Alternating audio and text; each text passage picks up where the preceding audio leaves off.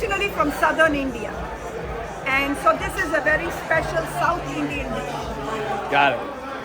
It's called a dosa. It's made, it's like crepes.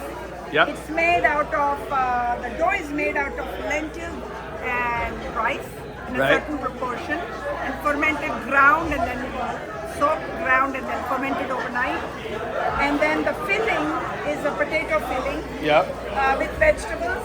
Yep. I have bell peppers in there, and then eaten with coconut chutney and something. Oh, called- yeah. You got to get that. Yeah.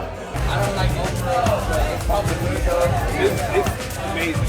Everything's good. Honestly, everything's good. Like, everything's good. All right. What did you eat? Everything except for the okra. Everything's so good.